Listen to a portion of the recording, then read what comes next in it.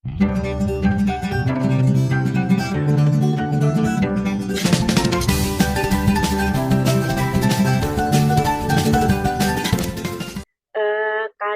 kita akan membahas tentang data science. Ujian kali ini saya mengambil judul tentang perbandingan algoritma decision tree dan ensemble learning random forest pada indeks pembangunan manusia yang bisa disebut dengan singkatan IPM. Nah, sebelumnya, perkenalkan terlebih dahulu, nama saya Rahmini dari kelas Visioner. Selanjutnya kita akan membahas tentang daftar isi. Yang pertama kita akan membahas tentang latar belakang dan rumusan masalah. Yang kedua kita akan membahas tentang variabel data. Yang ketiga kita akan membahas tentang data pre-processing. Yang keempat kita akan membahas data tentang model dan parameter model. Yang kelima, kita akan membahas tentang evaluation model. Dan yang terakhir, kesimpulan. Nah, langsung saja kita masuki latar belakang. IPM merupakan alat untuk mengukur kualitas hidup dari suatu negara atau wilayah dalam pembangunan manusia. IPM ini pun merupakan indeks komposit yang mencakup 3 bidang yang membangun manusia yang dianggap paling mendasar dilihat dari kualitas fisik dan non-fisiknya, yaitu yang meliputi indeks kesehatan, indeks pendidikan, indeks standar hidup layak. Nah, indeks kesehatan ini meliputi angka harapan hidup. Adapun indeks pendidikan yang meliputi indikator harapan lama sekolah dan rata-rata lama sekolah dan standar hidup layak, meliputi indeks pengeluaran per kapita. Sebelumnya kita membahas sedikit dulu tentang decision tree. Decision tree ini merupakan metode non-parametrik yang dilakukan untuk klasifikasi dan regresi.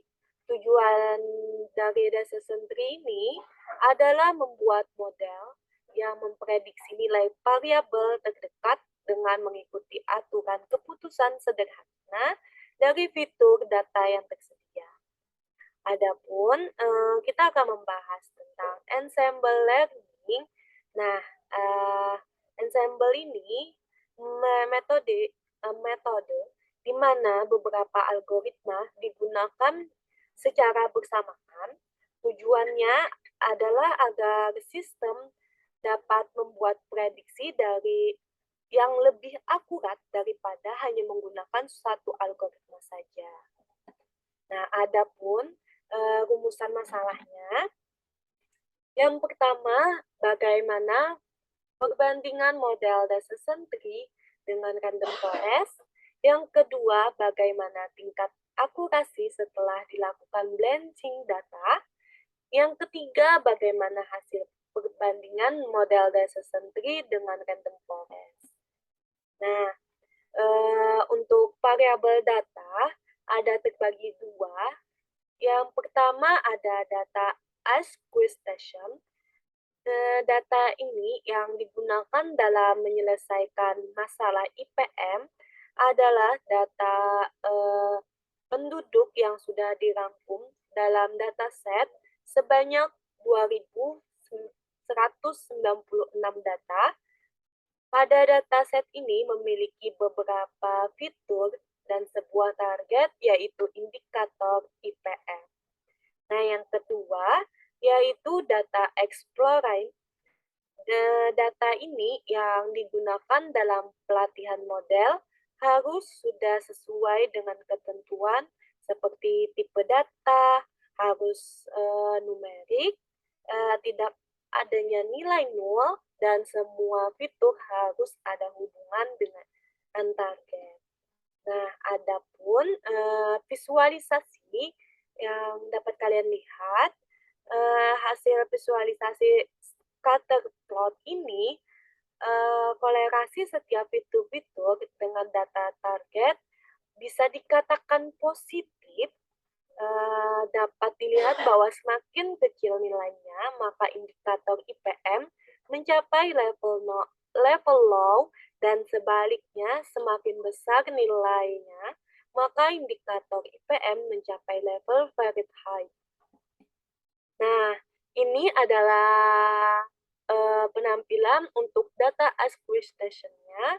Bisa kalian lihat. Nah, untuk selanjutnya data exploring. Proporsi dari level indikator IPM yang paling banyak adalah normal, yang paling sedikit adalah low. Nah, bisa kalian lihat proporsi setiap level indikator IPM yang belum blend, sehingga model yang dihasilkan kemungkinan masih dapat ditingkatkan dengan menyamakan proporsi setiap level indikator IPM-nya. Adapun data pre-processing-nya, bisa kalian lihat, saya mengambil data import. Informasi tipe data setiap fitur sudah berbentuk numerik, namun untuk data target masih berbentuk objek, maka tipe data pada data target yang harus diubah dulu menjadi numerik agar dapat dilakukan proses pemodelan. Nah, untuk selanjutnya model dan parameter model. Nah, di sini saya membahas tentang modeling. Ada uji perbandingan dan perbandingan data. Untuk uji perbandingannya, saya menguji perbandingan ini menggunakan decision tree dengan random forest. Adapun perbandingan datanya, data yang menggunakan decision tree dan random forest sama-sama melalui hitungan begini. Nah, ini adalah data untuk decision tree, dan yang ini adalah data random forest-nya. Bisa kalian lihat. Baik, untuk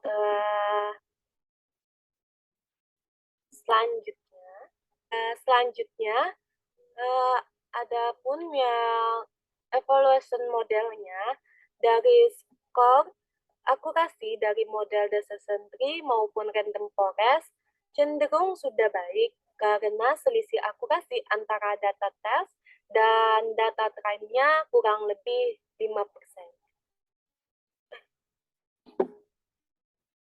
Nah, untuk selanjutnya, evaluation model, hasil skor akurasi dari model decision tree maupun random forest cenderung sudah baik karena selisih akurasi antara data test dan data trainnya kurang dari 5%.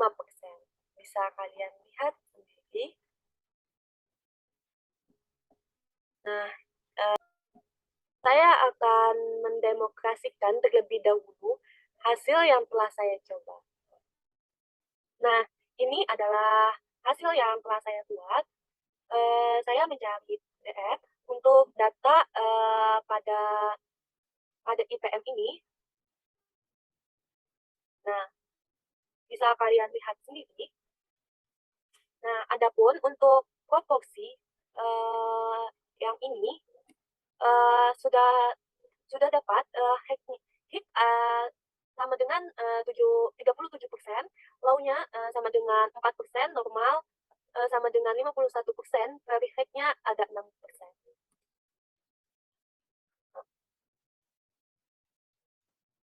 Nah, untuk kalian yang tidak bisa kan di bagian sini saya ingin memberitahu bahwa kalian terlebih dahulu harus menginstal kategori ini. Sehubung saya menggunakan Colab, jadi saya harus menginstal ini terlebih dahulu. Nah, ini kan ya, nah di sini 85.9 plus KB. Nah, saya melakukan pengurangan menjadi 85,9 saja. Nah, ini adapun untuk pencegahan, apakah di datanya ada nilai nol, ternyata di data IPM ini tidak ada nilai nol. Nah, untuk dance datanya, bisa kalian lihat, ini adalah nilai trend blindnya, nilai Y yang saya cari. Nah, ini adalah modeling datanya. Yang ini adalah data sentri, yang ini adalah random forest. Untuk random forest, saya ingin angka 100, maka di sini menghasilkan 10. Nah, tetapi untuk nilai PIN-nya, ternyata lebih besar menggunakan random forest daripada data sentri.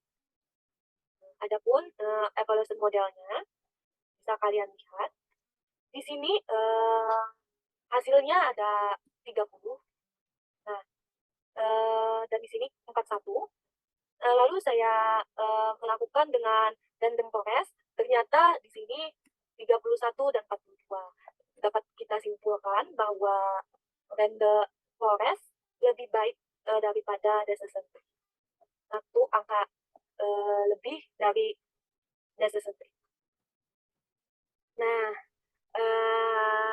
untuk kesimpulan, dapat kita ambil perbandingan model decision tree dengan random forest bisa dikatakan sama-sama baik, namun pada percobaan ini algoritma decision tree mendapatkan tingkat akurasi sebesar 95%, sedangkan random forest mendapatkan tingkat akurasi 96%. Nah, maka algoritma random forest ini lebih baik daripada algoritma decision tree dengan selisih tingkat akurasinya sebesar 1%. Setelah dilakukan benching data atau meratakan proporsi level indikator IPM menghasilkan tingkat akurasi yang sama, yaitu 96%. Benching data belum tentu dapat membuat model semakin baik jika perbedaan proporsi tidak terlalu signifikan. Di percobaan ini, perbedaan proporsinya adalah high sama dengan 37%, low sama dengan 4%, normal sama dengan 51%, Fahrenheit sama dengan 6%.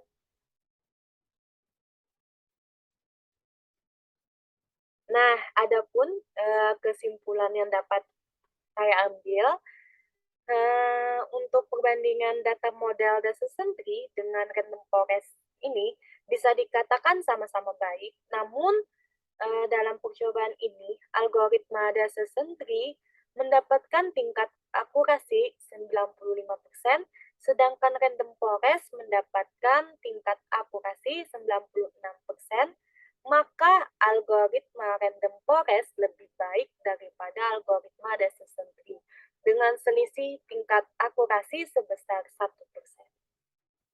Nah, setelah dilakukannya benching data tadi atau meratakan proporsi level indikator IPM, maka menghasilkan tingkat akurasi yang sama, yaitu 96%. Benching data belum tentu dapat membuat model semakin baik jika perbedaan proporsi tidak terlalu signifikan. Di percobaan ini perbedaan proporsinya adalah high sebesar 37%, low sebesar 4%, normal sebesar 51%, very high sebesar 6%. Nah, adapun perbedaan model dengan data yang tidak blend, pada percobaan ini dapat dikatakan tingkat akurasinya lebih baik daripada model dengan data blend walaupun hanya sel. Nah, pada perbedaan ini, model yang terbaik menurut